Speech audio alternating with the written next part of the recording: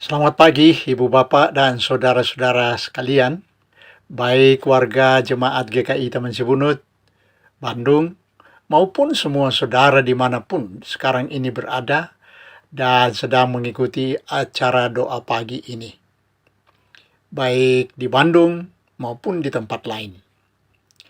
Kiranya semuanya selalu dalam damai sejahtera Allah, baik kita dalam keadaan sehat dan baik-baik saja, maupun mungkin saat ini keadaan Anda tidak seperti yang diharapkan.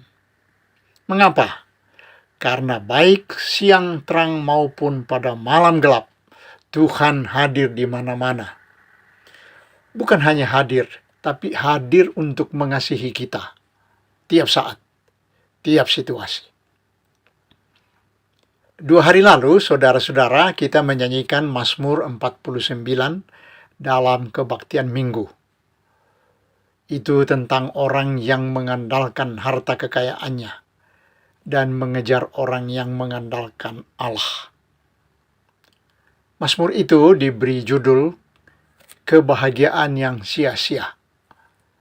Kita akan merenungkan ayat 6-10 dan ayat 16 dengan tema terlalu mahal harga pembebasan nyawa. Artinya, sebanyak apapun harta kekayaan manusia, itu tidak cukup untuk menyuap Allah supaya tidak mati. Makanya kita diajar, diwanti-wanti, supaya jangan ada di antara kita yang merasa mampu membayar harga nyawa kita. Tidak bisa. Hanya Tuhan yang bisa melepaskan kita dari kebinasaan, membayar harga nyawa kita. Sebelum kita merenungkan Mazmur ini lebih jauh, mari kita bernyanyi dari nyanyian NKB 84 ayat 1 dan 4. Kuberikan bagimu tubuhku, darahku.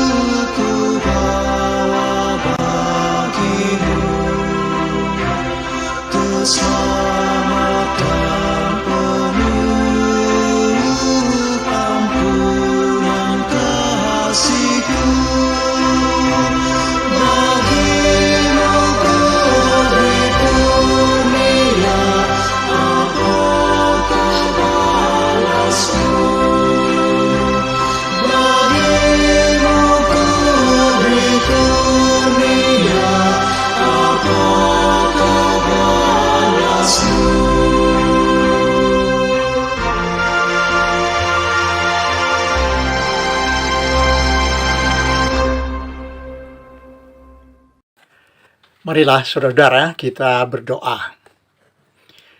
Ya Bapa kami, terima kasih banyak atas anugerah-Mu yang besar, mengaruniakan anak tunggal Bapa sendiri, Tuhan kami Yesus Kristus, untuk turun ke bumi dari sorga, menebus nyawa kami sampai lunas. Tidak ada lagi yang sisa, yang harus kami lunasi dengan apapun yang ada pada kami. Ya Yesus, Tuhan kami, terima kasih atas kerelaan-Mu menanggung secara terhina segala sengsara jiwa dan raga, supaya menjadi pembayaran yang tuntas bagi nyawa kami, sehingga kami tetap hidup selamanya bersama Tuhan. Ya Roh Kudus, terima kasih atas bimbingan-Mu kepada kami semua untuk percaya penuh kepada Bapa dan Tuhan Yesus. Sehingga apa yang dikerjakan Bapa di dalam Tuhan Yesus tidak pernah kami rendahkan dan kami tukar dengan apapun yang menawan hati kami di dalam dunia ini. Ajarilah kami terus-menerus percaya dan kuatkanlah kami supaya berserah pada kegiatan Tuhan menyelamatkan kami dan dunia ini. Amin. Marilah saudara-saudara kita membaca Mazmur 49 ayat 6 sampai 10 dan 16.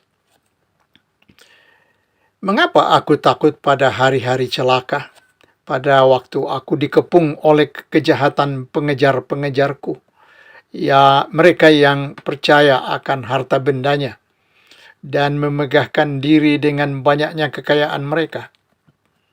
Tidak seorang pun dapat membebaskan dirinya atau memberikan tebusan kepada Allah ganti nyawanya, karena terlalu mahal harga pembebasan nyawanya dan tidak memadai untuk selama-lamanya, supaya ia tetap hidup untuk seterusnya dan tidak melihat lubang kubur.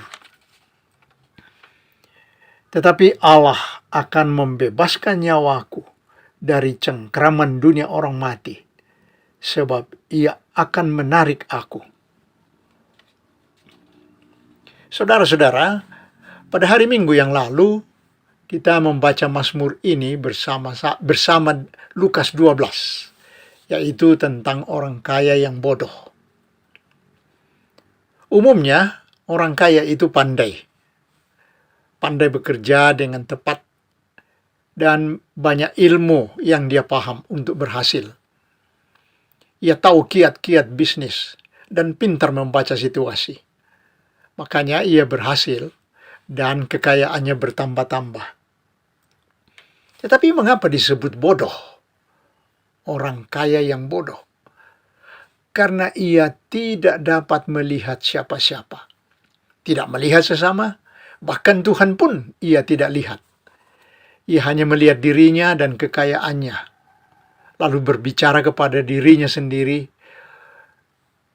"Aku berkata kepada jiwaku, hai jiwaku, ada padamu banyak barang, tertimbun untuk bertahun-tahun lamanya.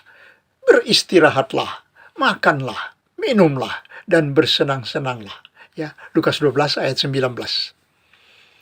Ia hanya sadar tentang jiwa dan hartanya. Pandangan hidup menjadi gelap gulita. Jadi hatinya yang bodoh, bukan otaknya.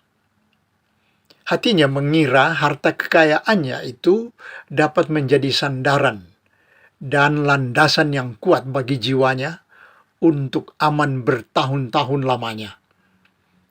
Ternyata malam itu juga nyawanya diambil daripadanya. Besok paginya nyawanya sudah tidak ada lagi. Tidak bisa bertahan bertahun-tahun. Orang dalam Mazmur ini bahkan lebih buruk lagi, saudara-saudara. Dalam percaya dan bersandar pada kekayaannya, ia malah mengejar sesamanya. Ia ingin menjadikan orang lain sasaran kejahatan. Ayat 6 dan 7. Mengapa aku takut pada hari-hari celaka, pada waktu aku dikepung oleh kejahatan pengejar-pengejarku? Mereka yang percaya akan harta bendanya dan memegahkan diri dengan banyaknya kekayaan mereka. Jadi bukan hanya tidak melihat sesamanya, abai terhadap orang lain, tetapi lebih tidak bermoral lagi karena ia mengejar sesamanya untuk dijahati, untuk dicelakai. Ia mengira dengan banyaknya kekayaan, ia memiliki hak untuk dapat berbuat apa saja. termasuk merasa ia dapat menyuap Allah demi menjaga dan menebus harga nyawanya. Ia mengira dapat menyuap Allah supaya ia tidak mati. Pemazmur menyangkal itu. Nyawa terlalu mahal harganya. Tidak mungkin dibayar dengan rumah atau kekayaan lainnya. Ayat 8-10. Tidak seorang pun dapat membebaskan dirinya atau memberikan tebusan kepada Allah ganti nyawanya. Karena terlalu mahal harga pembebasan nyawanya. Dan tidak memadai untuk selama-lamanya. Supaya ia tetap hidup untuk seterusnya dan tidak melihat lubang kubur. Semua orang akan mati dan dikuburkan.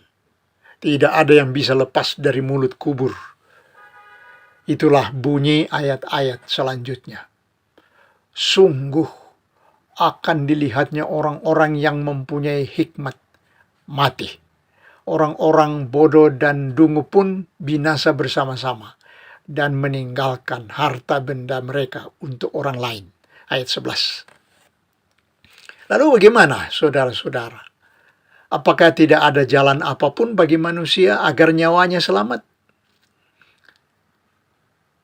Pemazmur berkata dalam ayat 16, Allah yang dapat melakukannya. Kita baca ayat 16. Tetapi Allah akan membebaskan nyawaku dari cengkraman dunia orang mati, sebab ia akan menarik aku. Hanya Tuhan yang sanggup membebaskan nyawa dari cengkraman dunia orang mati, dari kebinasaan. Ia menariknya dari sana. Karena itulah hanya Allah yang dapat dititipi nyawa atau kehidupan ini. Ya, nyawa itu artinya hidup kita. Nyawa itu artinya kita.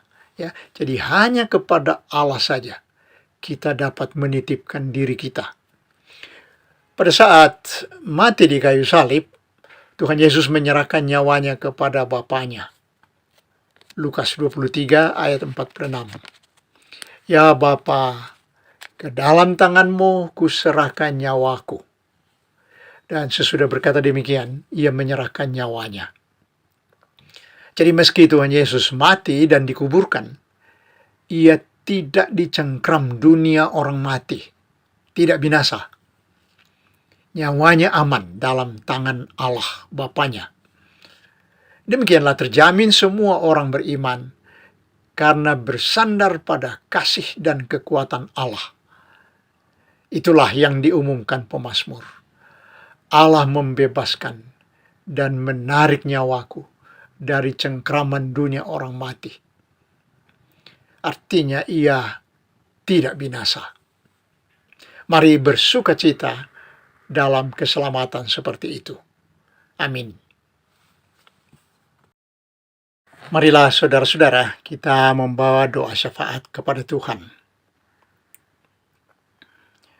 Ya Tuhan, yang telah melepaskan kami dari cengkraman orang mati, dunia orang mati, yang membayar lunas nyawa kami, hidup kami, sehingga kami diselamatkan melalui pengorbanan Tuhan Yesus, darah Tuhan Yesus, nyawa Tuhan Yesus, sebagai pembayar nyawa kami. Terima kasih. Tolong kami memelihara iman kepadamu, iman yang penuh pengharapan, penuh kekuatan Tuhan, sehingga di dalam dunia, dalam perjuangan, kami terus hidup di dalam iman, pengharapan, dan kasih. Tidak menjadi lemah, tidak menjadi takut, tidak menjadi orang yang tanpa harapan, putus asa. Bantu kami mengandalkan Tuhan tiap saat. Kami juga berdoa untuk kehidupan jemaat, kehidupan atau program jemaat Tuhan yang hadir di tengah masyarakat untuk melayani, supaya jemaat Bunut Tuhan pakai untuk membangun kehidupan, menyemangati masyarakat, sehingga di dalam kehadirannya, dalam kesaksiannya, dalam pelayanannya, jemaat ini sangat berguna di tengah kehidupan masyarakat, sangat tekun dan rajin melaksanakan kehendak Tuhan. Kami juga mohon supaya majelis dalam rapat-rapatnya, dalam persidangan-persidangannya, senantiasa menangkap kehendak-Mu untuk mengambil keputusan dan merancang perjalanan ke depan, memimpin umat yang besar itu, yang banyak itu. Sehingga apapun yang diprogramkan jemaat-Mu di bawah pimpinan majelis jemaat, senantiasa dapat menjadi cara Tuhan mendidik umat, menguatkan umat, berjalan dengan penuh iman, baik dalam persekutuan, dalam kesaksian, dalam pelayanan yang dilakukan anak-anak, remaja-remaja, pemuda, orang dewasa, orang usia lanjut, semuanya boleh dapat menikmati perjalanan bersama Tuhan, sehingga dunia merasakan betapa baiknya Tuhan melalui gereja-Mu. Kami bawa juga kepadamu anak-anak-Mu semua yang sakit dan lemah, baik yang berbaring di rumah atau yang dirawat di rumah sakit. Kiranya kehadiran-Mu di tempat anak-anak-Mu berbaring dirasakan sebagai kekuatan yang khusus diberikan oleh Tuhan, sehingga hati mereka penuh iman, penuh penyerahan kepadamu, dan menantikan kekuatan, pemulihan.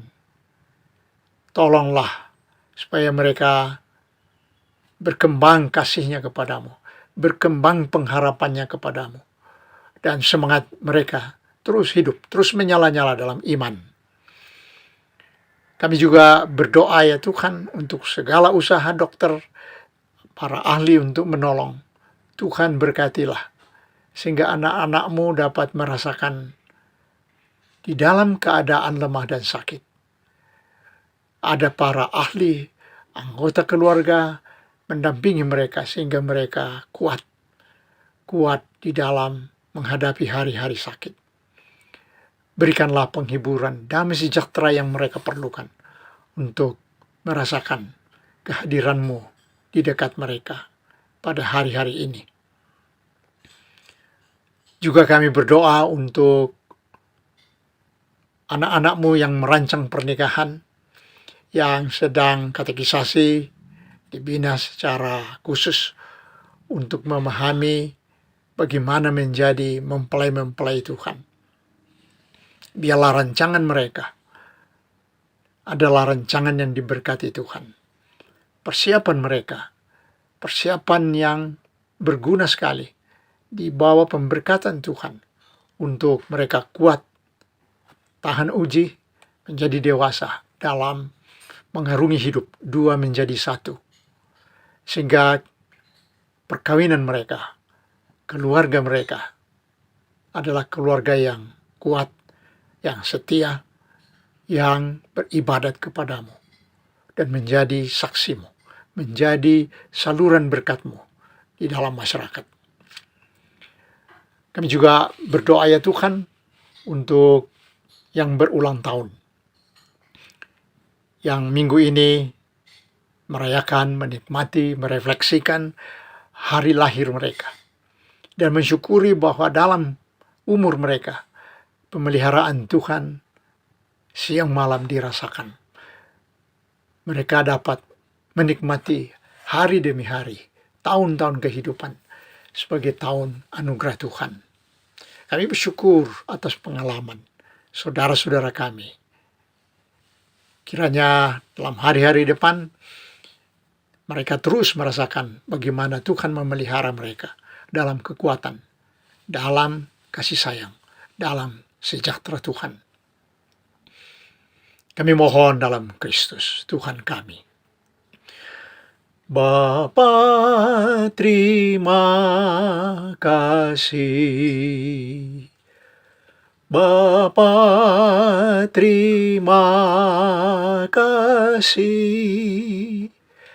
Bapa di dalam sorga, puji terima kasih.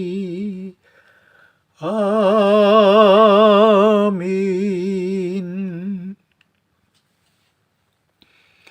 Demikianlah doa pagi kita pada hari ini, saudara-saudara.